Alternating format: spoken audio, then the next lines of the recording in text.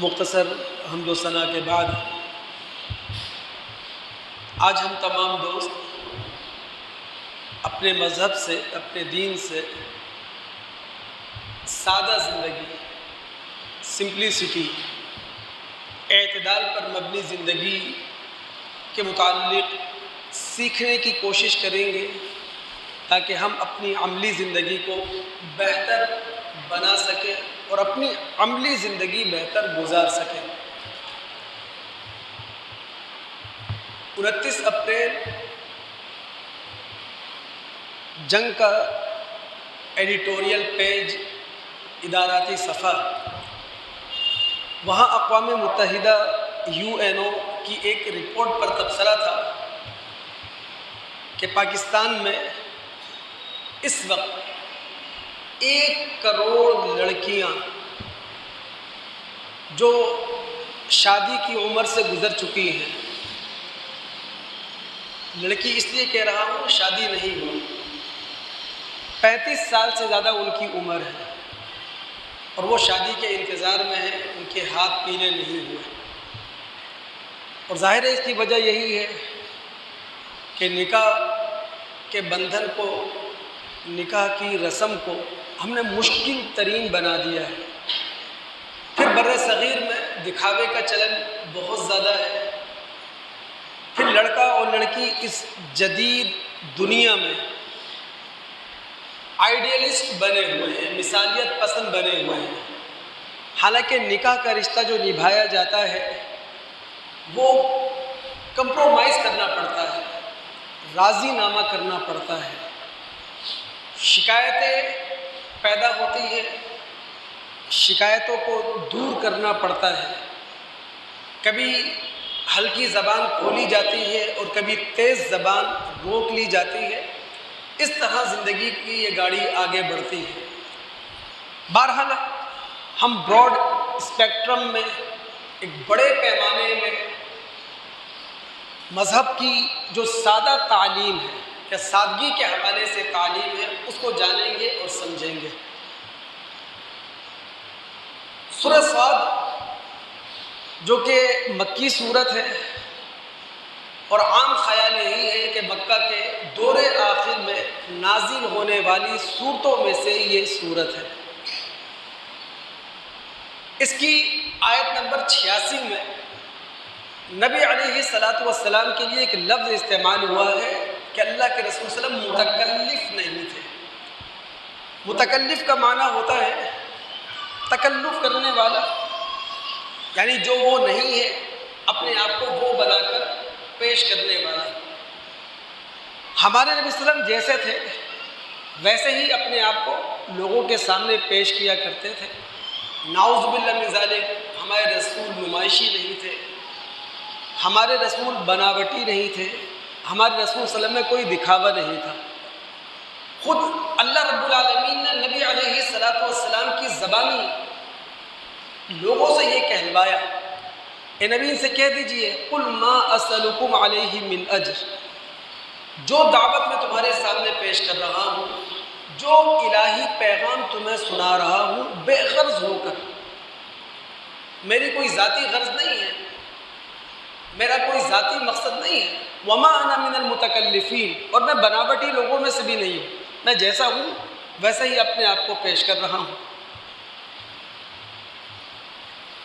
حدیث میں ایک لفظ استعمال ہوا ہے سادگی کے لیے، بزازہ۔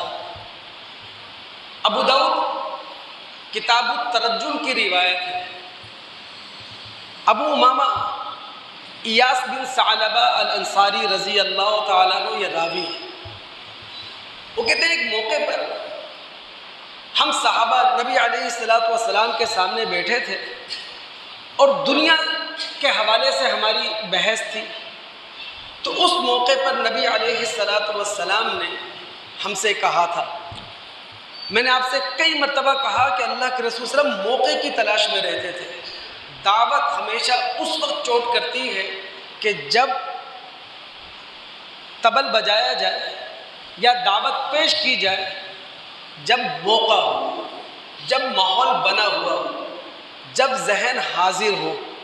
اب اللہ کے رسول صلی اللہ علیہ وسلم کو بات سمجھانے کا بنایا صحابہ کرام دنیا کی زندگی سے متعلق بحث کر رہے ہیں، تو اللہ کے رسول صلی اللہ علیہ وسلم نے ایک بڑی بات لوگوں کے سامنے رکھنے کے لیے، ایک بڑی بات لوگوں کو سمجھانے کے لیے پہلے ان کی مکمل توجہ حاصل کی۔ 2 مرتبہ اللہ کے رسول نے اپنے صحابہ سے کہا الا تسمعون، کیا تم سنتے ہو؟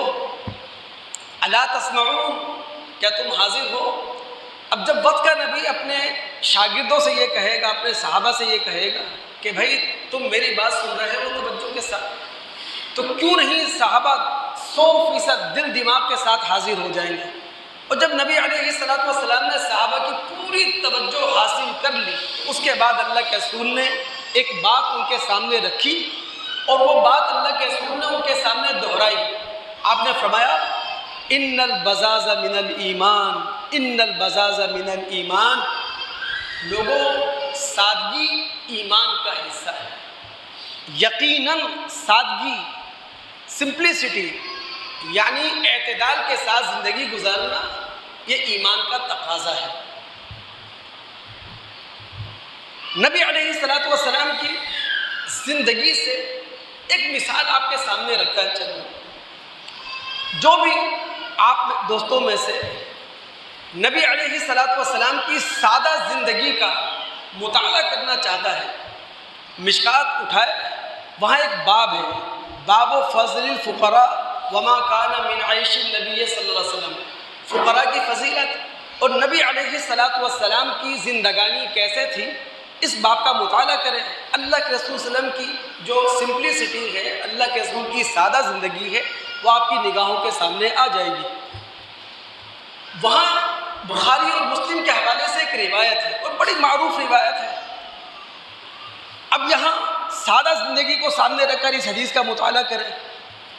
عمر بن خطاب رضی اللہ تعالیٰ عنہ جو خلیفہ ثانی ہیں، جو جہاں دیدہ انسان ہیں، جن کی نظر اگلے 100 سالوں پر ہے، وہ کہتے ہیں کہ نبی علیہ السلام کے پاس وہ آئے۔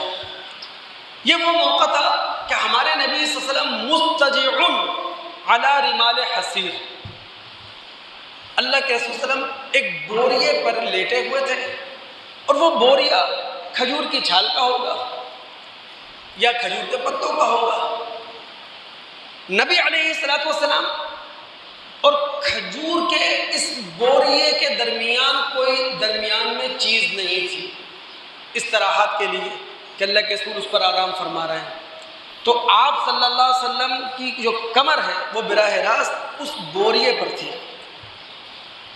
قد اثر الرمال بجنبہ، نبی علیہ السلام کی کمر پر یا نبی علیہ السلام کے پہلو پر اس بوریے نے اپنا اثر قائم کر دیا تھا، نشان قائم کر دیا تھا، اور نبی علیہ السلام اس بوریے پر لیٹے ہوئے، جو تکیہ اپنے سرہانے رکھے ہوئے تھے، حشوھا لیف، وہ کھجور کی چھال سے بھرا ہوا تھا۔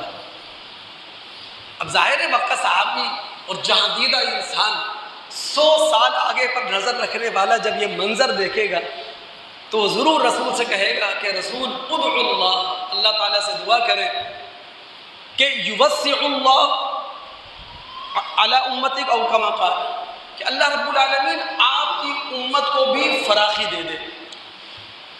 پھر کہنے لگے کہ اللہ کے رسول صلی اللہ علیہ وسلم یہ روم اور فارس اللہ رب العالمین کی عبادت نہیں کرتے، رب العالمین کی بندگی نہیں کرتے، لیکن انہیں خوشحالی حاصل ہے، انہیں فراخی حاصل ہے، تو آپ اپنی امت کے لیے بھی اللہ تعالیٰ سے دعا کیجیے۔ نبی علیہ السلام نے اس موقع پر کہا اے عمر کن خیالات میں ہو، اے عمر کیا سوچ ہے تمہاری؟ پھر آپ نے فرمایا یہ وہ لوگ ہیں اجلت لہم طیباتہم فی الحیات الدنیا، جن کو دنیا کی زندگی میں اللہ رب العالمین نے لذتیں دے دی ہیں۔ اما ترضی ان تکون لہم الدنیا ولنا الآخرہ، اے عمر کیا تم اس بات پر راضی نہیں ہو کہ دنیا ان کے لیے ہو اور آخرت ہمارے لیے ہو؟ تو اس کا مطلب یہ نہیں ہے کہ نبی علیہ السلام دنیا بیزار تھے، نعوذ باللہ، ابھی تو ہم نے اسٹارٹ لیا ہے نا۔ ان حدیثوں کا مطلب یہ ہوتا ہے کہ ہمارے رسول صلی اللہ علیہ وسلم رسول ہونے کے ساتھ، حاکم مدینہ ہونے کے ساتھ سادگی کو پروموٹ کرتے تھے۔ نبی علیہ السلام سادگی کی ترویج کیا کرتے تھے، سادگی کے حوالے سے لوگوں کو تعلیم دیا کرتے تھے۔ آگے بڑھتے ہوئے قرآن میں 2 الفاظ ہیں، انہیں سمجھتے چلیں تو سادگی ہمیں سمجھ میں آ جائے گی۔ ایک لفظ ہے شہوات اور دوسرا لفظ ہے ہوا۔ دیکھیں ہم انسان ہیں، ہم انسانوں کو اللہ رب العالمین نے مخصوص انسانی فطرت پر پیدا کیا ہے۔ اس مخصوص انسانی فطرت کے تقاضے ہیں، اس مخصوص انسانی فطرت کے مطالبات ہیں۔ اب اپنی فطرت کے تقاضوں کو، اپنی فطرت کے مطالبات کو ہم نے قانون اور اخلاق کی حدود میں رہ کر پورا کرنا ہے۔ اسے کہتے ہیں سادہ زندگی، اسے کہتے ہیں سمپلیسٹی، اسے کہتے ہیں اعتدال پر رہ کر زندگی کے ایام اور شب و روز گزارنا۔ سورہ آل عمران اس کی آیت نمبر 14 رب العالمین فرماتے ہیں زُيِّنَ لِلنَّاسِ حُبُّ الشَّهَوَاتِ، مرغوبات نفس لوگوں کے لیے مزین کر دی گئی ہیں، خوب اچھی بنا کر ان کے سامنے پیش کر دی گئی ہیں۔ اور مرغوبات نفس ہے کیا؟ یعنی ہمارا نفس اس کا تقاضا کرتا ہے، ہماری فطرت اس کا تقاضا کرتی ہے، من النساء والبنین والقناطیر المقنطرۃ من الذهب والفضہ والخیل المسومہ والانعام والحرث۔ مرغوبات نفس یا ہماری فطرت کے تقاضے، ہماری فطرت کے مطالبے، عورتیں، اولاد، سونے چاندی کے ڈھیر، چیدہ گھوڑے، مویشی اور زرعی زمینیں۔ پھر اللہ نے فرمایا ذالک متاع الحیات الدنیا، اے انسانوں لیکن یہ یاد رکھو یہ دنیا کے چند روز کے سامان ہیں۔ واللہ عندہ حسن المآب، بہترین ٹھکانہ، اعلیٰ تر ٹھکانہ وہ تمہارے خالق کے پاس ہے، تمہارے مالک کے پاس ہے۔ تو اپنے نفس کے تقاضوں کو، اپنی فطرت کے مطالبات کو قانونی اور اخلاقی حدود میں رہ کر پورا کرنا یہ غلط نہیں ہے، یہ سادگی کے خلاف نہیں ہے، یہ سمپلیسٹی کے خلاف نہیں ہے، یہ اعتدال پرستی کے خلاف نہیں ہے۔ بخاری مسلم کی معروف روایت ہے، ابو سعید خدری رضی اللہ تعالیٰ عنہ اس روایت کے راوی ہے، طویل روایت ہے، میں چند الفاظ آپ کے سامنے رکھتا ہوں۔ نبی علیہ السلام نے دیکھے کیا پتے کی بات کہی، آپ نے کہا اپنی امت کو خبردار کرتے ہوئے، میری امت کے لوگوں ان ھذا المال خضرۃ حلوۃ، یہ مال بڑا سرسبز و شاداب ہے، یہ مال بڑا میٹھا ہے، بڑا شیریں ہے۔ فمن اخذ بحقہ ووضعہ فی حقہ، جس شخص نے یہ مال حق کے ساتھ حاصل کیا، یعنی قانونی راستے پر چل کر حاصل کیا، اخلاقی تقاضوں کو پورا کرتے ہوئے حاصل کیا، جس شخص نے یہ مال حق کے ساتھ حاصل کیا اور پھر اس مال کو حق کے ساتھ خرچ کیا، یعنی قانونی تقاضوں کے مطابق، اخلاقی تقاضوں کے مطابق یہ مال خرچ کیا، فنعم المعونہ، یہ مال بہترین مددگار ہے۔ لیکن ومن اخذہ بغیر حقہ، جس شخص نے یہ مال حاصل کیا غیر قانونی طریقے سے، غیر اخلاقی طریقے سے، اس شخص کی حالت ایسی ہے یأکل ولا یشبع، کھائے گا کبھی سیر نہیں ہوگا، کھائے گا بینک بیلنس بھر جائے گا، مال و دولت اتنی مقدار اور اتنی تعداد میں ہوگی جس کا حساب کتاب نہیں ہوگا، لیکن پھر بھی وہ سیراب نہیں ہوگا، پھر بھی حوث نہیں ختم ہوگی، پھر بھی حرص مٹے گی نہیں۔ اور پھر رسول نے کیا بات کہی ہے، وَيَكُونُ شَهِيدًا عَلَيْهِ يَوْمَ الْقِيَامَةِ، جس شخص نے غیر قانونی طریقے سے مال حاصل کیا، غیر اخلاقی طریقے سے مال حاصل کیا، یہی مال کل قیامت کے دن اللہ کی بارگاہ میں کھڑا ہو کر ایسے شخص کے خلاف گواہی دے گا۔ تو اپنی فطرت کے تقاضوں کو پورا کرنا، اپنے فطرت کے مطالبات کو پورا کرنا، نہ یہ غلط تھا نہ یہ غلط ہو سکتا ہے۔ ہاں ایک دعا ہماری ہونا چاہیے خالق اور مالک سے کہ اللہ رب العالمین ہمیں ہوا پرستی سے بچا لے، شہوات کی غلامی سے اللہ رب العالمین ہمیں بچا لے، اور شہوات کا غلام بن جاتا ہے تو وہاں نہ حلال دیکھتا ہے، نہ حرام دیکھتا ہے، نہ جائز دیکھتا ہے، نہ ناجائز دیکھا کرتا ہے۔ تو اللہ تعالیٰ اس سے بچانا۔ میں آپ کو لے کے چلوں گا سورہ نازعات، اس کی آیات 37 تا 41 کا مطالعہ کریں۔ رب العالمین نے بات بالکل واضح کر دی ہے کہ سادہ زندگی ہوتی کیا ہے، سمپلسٹی نام کس چیز کا ہے، اعتدال پر مبنی انسانی زندگی کا رویہ کیا کہلاتا ہے۔ فَأَمَّا مَنْ طَغَىٰ وَآثَرَ الْحَيَاةَ الدُّنْيَا، جس شخص نے سرکشی کی، دنیا کی زندگی کو ترجیح دی، اور دنیا کی زندگی کو ترجیح دینے کا مطلب اور معنی کیا ہے، پھر آخرت بھلا دی، پھر خدا کو بھلا دیا، پھر قرآن کی تعلیمات کو نظر انداز کر دیا، پھر محمد الرسول اللہ صلی اللہ علیہ وسلم کی پوری 23 سالہ نبوی زندگی، 63 سالہ کل زندگی اس نے پس پش ڈال دی۔ جس شخص نے دنیا کی زندگی کو ترجیح دی، بغاوت کا رویہ اختیار کیا، فَإِنَّ الْجَحِيمَ هِيَ الْمَأْوَىٰ، ایسے شخص کا ٹھکانہ کیا ہے، جہنم۔ لیکن اس کے مقابلے میں وَأَمَّا مَنْ خَافَ مَقَامَ رَبِّهِ وَنَهَى النَّفْسَ عَنِ الْهَوَىٰ، لفظ ہوا استعمال ہوا ہے۔ ہوا کا معنی کیا ہوتا ہے کہ انسان اپنے نفس کے تقاضوں کو پورا کرے، اپنے فطرت کے مطالبات کو پورا کرے، لیکن اندھا بن کر قانون کو کچل دے، اخلاق کو تباہ کر دے۔ تو اور وہ شخص کہ جو اللہ رب العالمین کے سامنے کھڑا ہونے سے ڈر گیا، جس نے اپنے آپ کو غلط خواہشات سے، ناجائز خواہشات سے روک لیا، فَإِنَّ الْجَنَّةَ هِيَ الْمَأْوَىٰ، جنت اس کا ٹھکانہ ہے، آسمانی بادشاہت اس کا ٹھکانہ ہے۔ دوستو یہ جو حدیث ہے ممبر و محراب سے آپ سنتے ہیں، بسا اوقات کتابوں میں بھی پڑھتے ہوئے آپ کی نظروں سے گزرتی ہیں، جہاں بظاہر ایسا محسوس ہوتا ہے کہ ہمارا رسول صلی اللہ علیہ وسلم وہ دنیا کی مذمت کر رہا ہے۔ یاد رکھیے ان حدیثوں کا کہیں یہ معنی نہیں ہے کہ اللہ کا رسول، وقت کا رسول وہ دنیا کی مذمت کر رہا ہے، بلکہ وہ ہمیں خبردار کر رہا ہے کہ دنیا تمہارے لیے ہے، دنیا میں تمہارا حصہ بھی ہے، لیکن قانون، عدل اور حق کے راستے سے ہٹ کر تم دنیا کمانے کا کوئی استحقاق نہیں رکھتے۔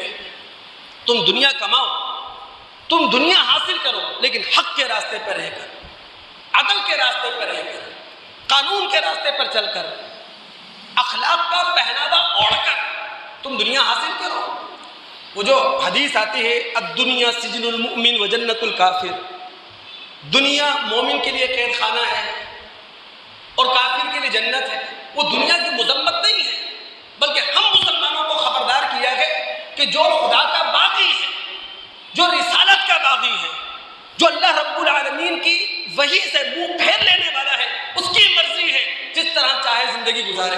لیکن جب تم نے کلمہ پڑھا ہے، تم نے اس بات کی شہادت دی ہے اللہ کے سوا کوئی معبود نہیں، محمد الرسول صلی اللہ علیہ وسلم ہمارے رسول ہیں، ہمارے لیے نمونہ ہے، ہمارے لیے مثال، ہمارے لیے آئیڈیل ہے، تو پھر دنیا کے اندر جو بھی حاصل کرو گے وہ قانونی طریقے سے حاصل کرو گے، جائز طریقے سے حاصل کرو گے۔ وہ جو رسول اللہ صلی اللہ علیہ وسلم کی حدیث ہے، نبی علیہ الصلوۃ والسلام نے فرمایا الا الدنیا ملعونۃ وملعون ما فیہا، لوگوں خبردار رہو، دنیا بھی ملعون ہے اور دنیا کے اندر جو کچھ ہے وہ ملعون ہے۔ تو اللہ کے رسول صلی اللہ علیہ وسلم دنیا کی مذمت نہیں کر رہے، نعوذ باللہ من ذالک، بلکہ ہمیں خبردار کر رہے ہیں، ہمیں ہوشیار کر رہے ہیں کہ ہم مسلمانوں کو اس دنیا کے اندر سمپلسٹی کی زندگی گزارنا چاہیے، سادہ زندگی گزارنا چاہیے، اپنے آپ کو اعتدال پر رکھ کر زندگی گزارنا چاہیے۔ اگر تمام دوستوں کے دل و دماغ حاضر ہے، سورہ اعراف کی آیات 31 اور 32 اس کا ترجمہ اور تشریح آپ کے سامنے رکھنا چاہوں گا۔ اچھا، اس کا فائدہ کیا آپ کو ہوگا؟ سمپلسٹی آپ کو سمجھ میں آ جائے گی۔ یہ جو ہم بات کر رہے ہیں بار بار سادہ زندگی، یہ جو ہم بات کر رہے ہیں اعتدال پر رہ کر زندگی گزارنا، سورہ اعراف مکی صورت ہے، مکہ کے دور آخر میں نازل ہوئی ہے۔ اللہ رب العالمین فرماتے ہیں خذوا زینتکم عند کل مسجد، اے اولاد آدم ہر عبادت کے وقت زیب و زینت سے آراستہ رہو۔ یہ بات رب العالمین نے کیوں کہی؟ مکہ کے دور آخر میں کیوں کہی؟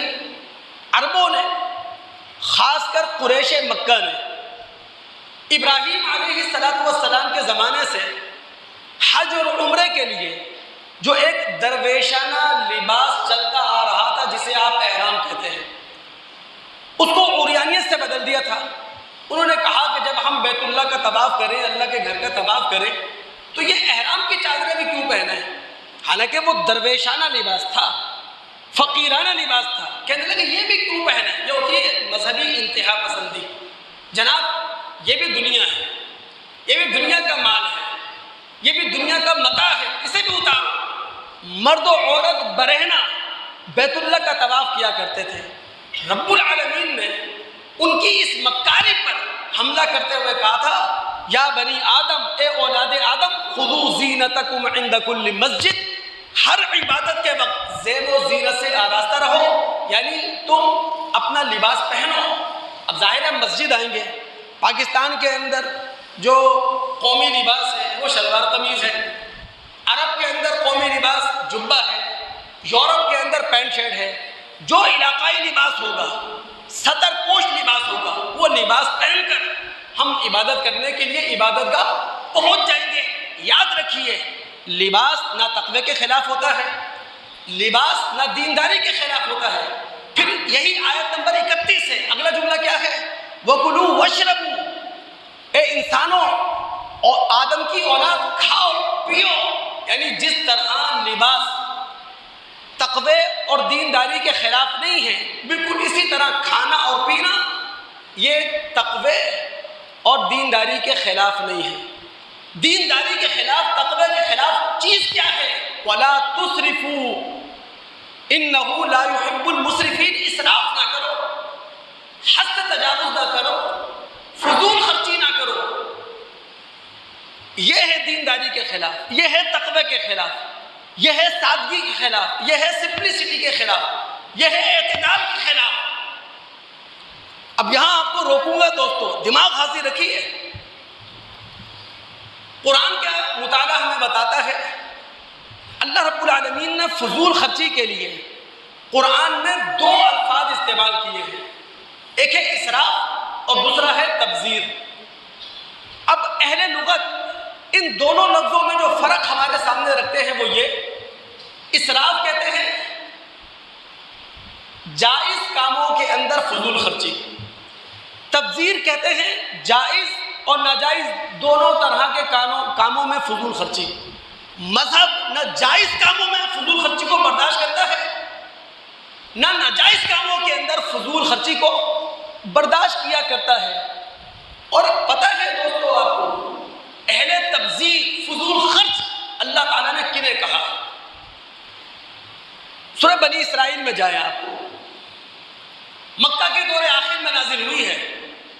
چونکہ عام طور پر یہ کہا جاتا ہے کہ محمد الرسول صلی اللہ علیہ وسلم کو جو معراج ہوئی ہے وہ مکہ کے دور آخر میں ہوئی ہے، اور سورہ بنی اسرائیل کی پہلی آیت کے اندر معراج کا ذکر ہے۔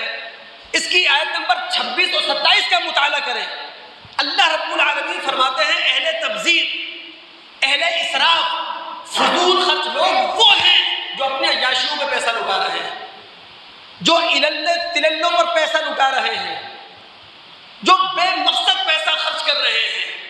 حالانکہ ان کے پاس اگر زائد مال ہے تو ان کے فقیر رشتہ دار بھی تو موجود ہیں، ان کے معاشرے کے اندر ضرورت مند لوگ موجود ہیں۔ انہیں چاہیے اپنی ضرورتیں کفایہ شعاری کے ساتھ پوری کر لیں، محتاط کے ساتھ پوری کر لیں، اعتدال کے ساتھ پوری کر لیں، اور جو باقی پیسہ بچ گیا ہے عیاشیوں کو لٹانے کے بجائے، اللے تللوں کو لٹانے کے بجائے اپنے خاندان کے غریبوں کو لٹاؤ، اپنے محلے کے یتیموں پر، ضرورت مندوں پر لٹاؤ۔ تو اللہ رب العالمین نے قرآن کے اندر فضول خرچ لوگ، اہل تبذیر، انہیں کہا ہے جو اپنی شان و شوکت کے اظہار کے لیے بے مقصد لا یعنی پیسہ خرچ کیا کرتے ہیں، اور نہ جانے کلمہ گو لوگ، مسلمان لوگ بے مقصد عیاشیوں پر پیسہ خرچ کرتے ہوئے رسول اللہ صلی اللہ علیہ وسلم کی حدیث کیوں نگاہوں سے اوجھل کر دیا کرتے ہیں کہ ہمارے رسول نے فرمایا تھا لا تزول قدم عبد حتی یسأل عن 4، کل قیامت کا دن ہوگا، کوئی شخص اپنا قدم آگے بڑھا نہیں سکے گا جب تک کہ 4 سوالات کے جوابات نہ دے دے۔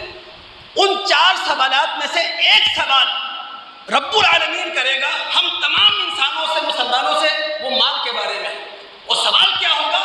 من این اکتسبہ وفیما انفقہ، اے انسان، اے مسلمان، یہ بتا یہ مال تو نے کس طرح حاصل کیا تھا، اور مال حاصل کرنے کے بعد یہ مال تو نے کس طرح خرچ کیا تھا، کس پر خرچ کیا تھا۔ تو انسان کمانے کے معاملے میں بھی خدا کو جواب دہ ہے، انسان خرچ کرنے کے معاملے میں بھی خدا کو جواب دہ ہے۔ سورہ اعراف آیت نمبر 32، اگلی آیت، انسانوں، آدم کی اولاد، لباس بھی پہنو، کھاؤ پیو، فضول خرچ نہ بناؤ اپنے آپ کو۔ اور پھر رسول سے کہلوایا گیا قل من حرم زینۃ اللہ التی اخرج لعبادہ والطیبات من الرزق، اے محمد صلی اللہ علیہ وسلم ان سے پوچھو کون ہے وہ شخص جس نے اس زیب و زینت کو حرام قرار دے لیا جو زیب و زینت اللہ نے اپنے بندوں کے لیے نکالی تھی۔ کون ہے وہ شخص جس نے حلال کھانے کو حرام قرار دے لیا، حالانکہ وہ حلال کھانا خدا نے عنایت کیا تھا، خدا نے بخشا تھا۔ اور پھر اگلے الفاظ کیا ہیں؟ قل ہی للذین آمنوا فی الحیات الدنیا خالصۃ یوم القیامہ، اے محترم کہہ دیجئے یہ دنیا کا مال و متاع اہل ایمان کے لیے ہے، اور قیامت کے دن تو اللہ کی ساری نعمتیں خاص طور پر کسے ملیں گی؟ اہل ایمان کو ملیں گی۔ تو ایسا نہیں ہے کہ ہم مسلمانوں کے لیے، اہل ایمان کے لیے دنیا مذموم ہے، دنیا میں ہمارا حصہ نہیں ہے۔ ہم بالکل دنیا سے اپنے حصے لیں گے، لیکن قانونی طریقے سے، جائز طریقے سے، اعتدال کے راستے پر رہ کر سادہ انداز میں لیں گے۔ یہ ہے سمپلیسٹی، یہ ہے سادہ زندگی۔ بخاری مسلم کتاب الزکوٰۃ کی ایک روایت ہے، اس کے راوی بھی ابو سعید خدری رضی اللہ تعالیٰ عنہ ہیں۔ وہ کہتے ہیں کہ نبی صلی اللہ علیہ وسلم ممبر پر آئے۔ دیکھیے اللہ کے رسول صلی اللہ علیہ وسلم جب بھی کوئی خاص بات کرنے لگیں گے تبھی تو ممبر پر آئیں گے نا، ورنہ اللہ کے رسول مصلی پر بیٹھ کے بہت ساری باتیں کرتے تھے، لیکن جہاں خاص بات کرنی ہو، خاص توجہ دلانی ہو، پھر ممبر پر اللہ کے رسول آئے۔ اب اللہ کے رسول ممبر پر آئے، صحابہ رسول کہتے ہیں وجلسنا حولہ، جتنے صحابہ اس وقت مسجد نبوی میں موجود تھے وہ ممبر کے ارد گرد بیٹھ گئے۔ رسول نے کہا کیا، اللہ رب العالمین ہم سب کو سمجھ دے، ہم تمام مسلمانوں کو اعتدال پر رہ کر زندگی گزارنے کی توفیق عطا فرمائے، سمپلسٹی اپنانے کی توفیق عطا فرمائے، سادہ زندگی گزارنے کی توفیق عطا فرمائے۔ اللہ کے رسول نے فرمایا ان مما اخاف علیکم بعدی، اے میرے صحابہ اپنے بعد جس چیز کے معاملے میں تمہارے معاملے میں خوف زدہ ہوں، ما یفتح من زہرۃ الدنیا وزینتها، میرے گزر جانے کے بعد پیسے کا ایک دروازہ ہوگا، مال و ثروت کی ایک بہتات ہوگی۔ مجھے خطرہ اس بات کا ہے آج میری امت کے لوگ کنگلے ہیں، میری امت کے لوگوں کے پاس پیسہ نہیں ہے، میرے گزر جانے کے بعد میری امت کے لوگوں کے پاس بے تحاشا دولت ہوگی، وہ اہل ثروت ہوں گے۔ مجھے اس بات سے سب سے زیادہ خوف ہے، چونکہ رسول نے کیا کہا ان لکل امت فتنہ وفتنۃ امتی المال، ہر امت کے لیے کوئی نہ کوئی آزمائش ہوتی ہے، ہر امت کا کسی نہ کسی معاملے میں سخت اور کڑا امتحان ہوتا ہے۔ میری امت کا سب سے کڑا امتحان وہ کیا ہے؟ دولت۔ کیوں؟ آدم سے لے کر محمد رسول اللہ صلی اللہ علیہ وسلم تک سارے زمانوں کا مطالعہ کر لیں، تیل نکلا تھا، گیس تھی، یہ زرعی ترقی تھی، یہ ٹیکنالوجی تھی، چاند پر قدم ہم نے رکھ دیا تھا، نئے سیاروں میں کیا ہم زندگی تلاش کر رہے تھے؟ کچھ بھی نہیں تھا، نہ صنعتیں تھی، نہ فیکٹریاں تھیں، نہ صنعتی پیداوار تھی، نہ کاریں سڑکوں پہ دوڑا کرتی تھی، نہ ہواؤں میں جہاز اڑتے پھرتے تھے، نہ دنوں کا سفر گھنٹوں میں طے ہوتا تھا۔ تو ہمارے رسول صلی اللہ علیہ وسلم نے یہ بات کہی کہ ہر امت کسی نہ کسی آزمائش اور امتحان کا شکار ہوتی ہے، میری امت مال کے معاملے میں امتحان کا شکار ہوگی، چونکہ میری امت کو ٹیکنالوجی کا دور ملے گا، سائنس کی ترقی ملے گی، پیسے کی بہتات ہوگی، ڈالر ہوں گے۔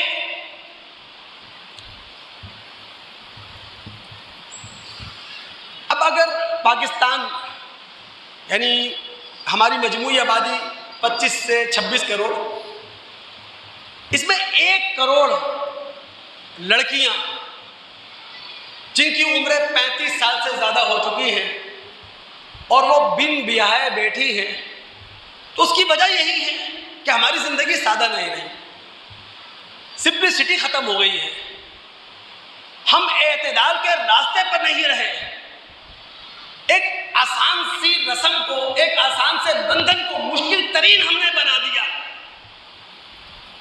مہنگا ترین ہم نے بنا دیا۔ اب چند لفظوں میں بات کہنا چاہتا ہوں، اللہ تعالیٰ سمجھنے کی توفیق عطا فرمائے۔ ظاہر ہے کہ سب کو تو نہیں سمجھایا جا سکتا، جو میرے سننے والے ہیں، جو اس مسجد کے اندر موجود ہیں، میں اپنی بات انہیں تک پہنچا سکتا ہوں، پھر ان کی ذمہ داری ہے بات کو آگے لے کے جائیں۔ دیکھیے، عام طور پر نکاح کی جو تعریف کی جاتی ہے وہ یہ ہے کہ جناب اللہ رب العالمین نے ہر انسان کے اندر ایک جنسی جذبہ رکھا ہے، تو اس جنسی جذبے کی قانونی اور اخلاقی ادائیگی اس طرح ہو سکتی ہے کہ نکاح کے بندھن سے بن جائے۔ یہ بہت مائکرو لیول ڈیفینیشن ہے نکاح کی، بہت مائکرو۔ اگر اللہ رب العالمین کی پوری اسکیم کو سامنے رکھیں تو میکرو لیول کی جو ڈیفینیشن ہے نکاح کی وہ یہ ہے کہ ایک مرد ایک عورت، ایک لڑکی ایک لڑکا اپنی آزاد مرضی سے معاشرتی، سماجی اور معاشی ذمہ داریوں کا بوجھ اپنے کاندھے پر لے لیں۔ کیوں؟ چونکہ انہوں نے نسل انسانی کو تحفظ فراہم کرنا ہے، انہوں نے نسل انسانی کو بقا فراہم کرنا ہے۔ تو نسل انسانی کے تحفظ کے لیے، نسل انسانی کی بقا کے لیے ایک مرد ایک عورت، ایک لڑکا ایک لڑکی آزاد مرضی سے ایک ہوتے ہیں، جسے سوشل کانٹریکٹ کہا جاتا ہے، سماجی معاہدہ کہا جاتا ہے۔ عربی میں اس کے لیے نکاح کا لفظ ہے۔ نکاح کا جو لغوی معنی ہے وہ ہے جمع ہونا، ملاپ ہونا۔ پھر میں نے کبھی آپ کو عربی ڈکشنری سے ایک مثال دی تھی کہ عرب لوگ کہتے ہیں نکح النعاس، کہ آنکھوں کے اندر نیند جمع ہو گئی، اور جب آنکھوں کے اندر نیند جمع ہو جاتی ہے اس کا مطلب ہوتا ہے کہ اب سونا ہے، آپ نے چاہے کانٹوں پر سو جائیں، چاہے آپ سنگریزوں پر سو جائیں، آپ نے سونا ہے۔ جس طرح آنکھوں سے نیند کو جدا نہیں کر سکتے، اسی طرح آزاد مرضی سے جو لڑکا لڑکی ایک ہوئے ہیں، مرد و عورت ایک ہوئے ہیں، انہیں الگ نہیں ہونا چاہیے۔ یہ معنی ہے نکاح کا۔ اب اس کی سادگی اتنی تھی کہ ہمارے رسول صلی اللہ علیہ وسلم نے کہا اعلنوا ھذا النکاح، اس نکاح کو قابل اعتبار بنانے کے لیے اس کا ڈھنڈورا پیٹو، اس کا اعلان کرو۔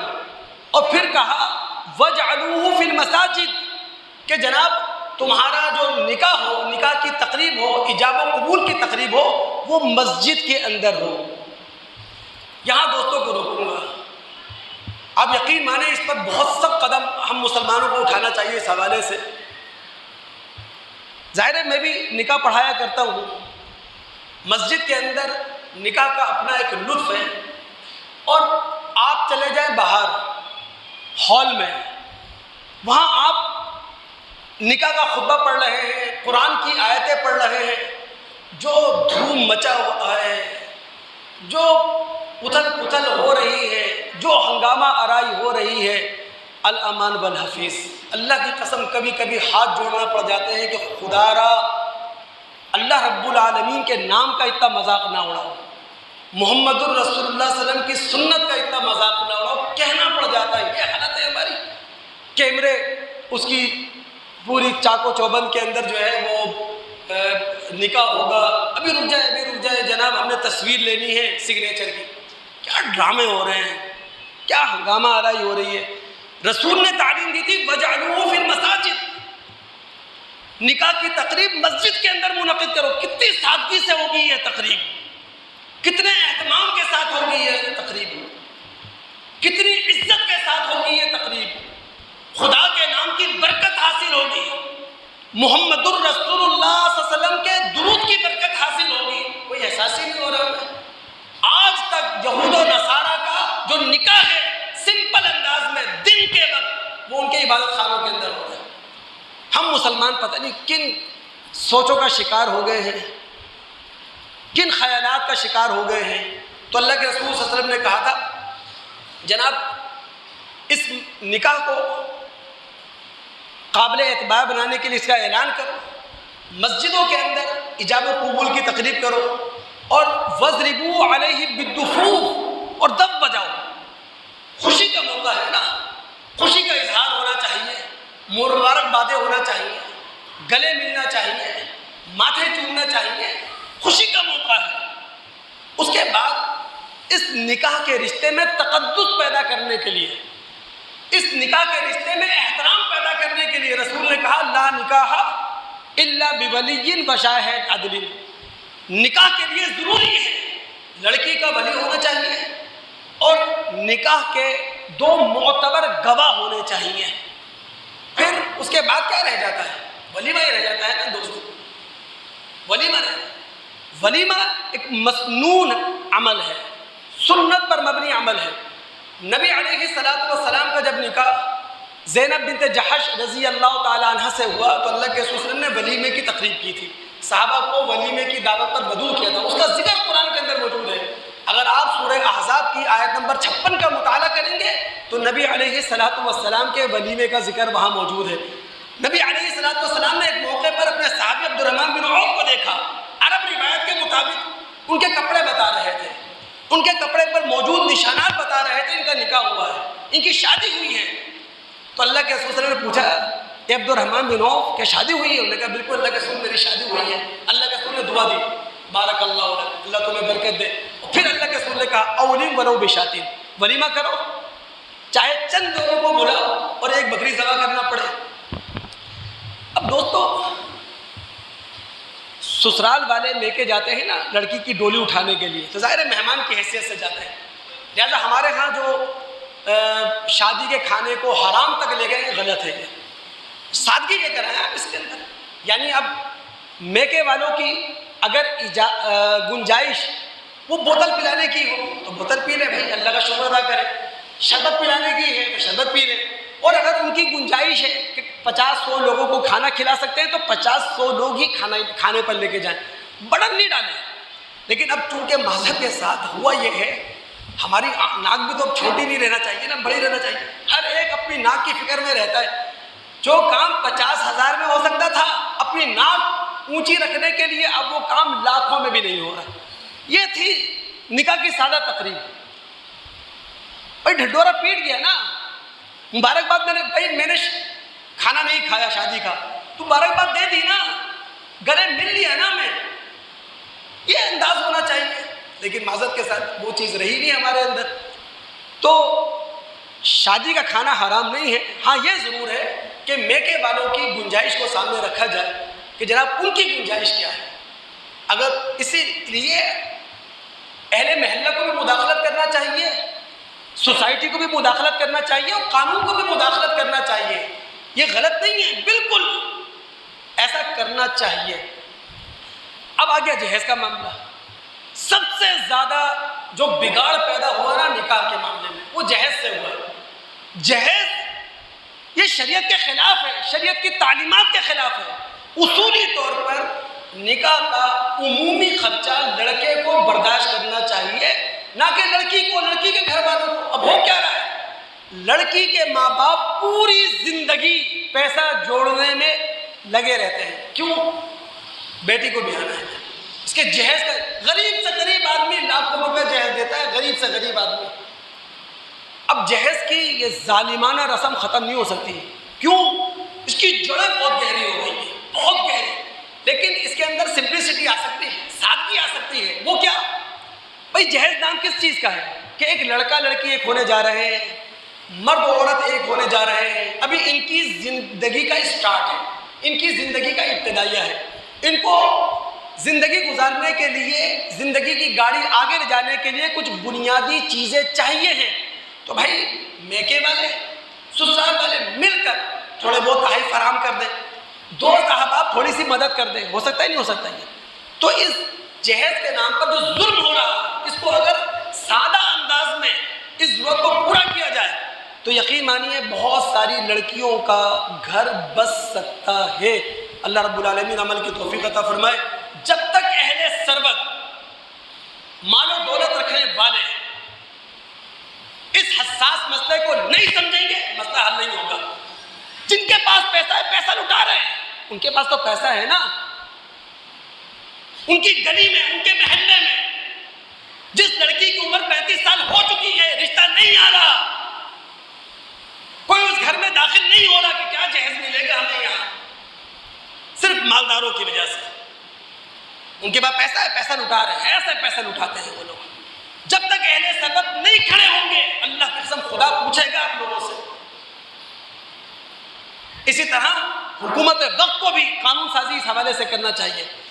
اب میں آپ تمام دوستوں کو یہاں روکوں گا، ہم سب کلمہ گو ہیں، ہم اس بات کا اقرار کرتے ہیں لا الہ الا اللہ، اللہ کے سوا کوئی معبود نہیں، محمد الرسول اللہ، محمد ہمارے رسول ہیں۔ اگر اللہ کے رسول کے زمانے میں اللہ کے رسول کو یہ معلوم چل جاتا کہ مدینہ کے اندر 5 گھرانے ایسے ہیں جن کی لڑکیاں صرف اس لیے گھر میں بیٹھی ہوئی ہیں کہ شادی کے اخراجات برداشت نہیں کر سکتی، تو ہمارا رسول ایمرجنسی لگاتا نہیں لگاتا؟ ہمارا رسول ہنگامی بنیادوں پر کچھ فیصلے کرتا۔ آج اگر 76 سال کے بعد لا الہ الا اللہ کی بنیاد پر حاصل ہونے والے ملک میں 1 کروڑ ہماری بہنیں جن کی عمریں شادی کی عمر سے نکل چکی ہیں، 35 سال سے زیادہ ہو چکی ہیں، انتظار میں بیٹھی ہیں اپنے دلہے کے، تو کیا ایمرجنسی نہیں ہونا چاہیے؟ کچھ ہنگامی فیصلے نہیں ہونا چاہیے؟ تو دوستو ہمیں اپنے رویے بدلنا ہوں گے، اہل ثروت کو غریب لوگوں کے ساتھ کھڑا ہونا ہوگا، حکومت کو قانون سازی کرنا پڑے گی۔ سورہ نور میں جائیں، سورہ نور معاشرتی مسائل سے بحث کرتی ہوئی صورت ہے۔ وہاں اللہ نے کیا کہا؟ وَأَنكِحُوا الْأَيَامَ مِنكُمْ وَالصَّالِحِينَ مِنْ عِبَادِكُمْ وَإِمَائِكُمْ۔ اے معاشرے کے لوگوں، لفظ جمع کا ہے، جن لوگوں کی قرآن پر نظر ہے، جو قرآن پڑھتے ہیں انہیں معلوم ہے اللہ رب العالمین کے مخاطبین یہاں سوسائٹی کے لوگ ہیں، معاشرے کے لوگ ہیں۔ وَأَنكِحُوا الْأَيَامَ مِنكُمْ، اے مسلم سوسائٹی کے لوگوں، اے کلمہ گو لوگوں، اپنے آپ کو مسلمان کہلانے والوں، اگر تمہارے درمیان کچھ مجرد لوگ ہیں، مرد و عورت جن کی شادی نہیں ہوئی یا شادی ہوئی تھی، عورت بیوہ ہو گئی، مرد بغیر بیوی کے رہ گیا، یا تمہارے معاشرے میں لونڈی غلام ہیں، ان کی شادیاں نہیں ہوئی، خدا را تمہارے معاشرے میں جن کی شادیاں نہیں ہوئی صرف اس لیے اخراجات برداشت نہیں کر سکتے، تم ان کی حوصلہ افزائی کرو، ان کے اخراجات پورے کرنے کی کوشش کرو، رب العالمین برکت دے گا۔ میری گفتگو جاری ہے، آئندہ جمعہ مزید انشاءاللہ۔ ظاہر ہے کہ جب میں نے ایک موضوع شروع کیا ہے کہ سمپلسٹی، سادہ زندگی، اعتدال پر مبنی زندگی، اس کی برکتیں کیا ہیں، انشاءاللہ آئندہ جمعہ بات کا آغاز یہیں سے کروں گا جہاں سے میں سٹاپ کر رہا ہوں۔ اللہ تعالیٰ سے دعا ہے کہ اللہ تعالیٰ سننے کے بعد سمجھنے کے بعد عمل کرنے کی توفیق عطا فرمائے۔ السلام علیکم ورحمۃ اللہ وبرکاتہ۔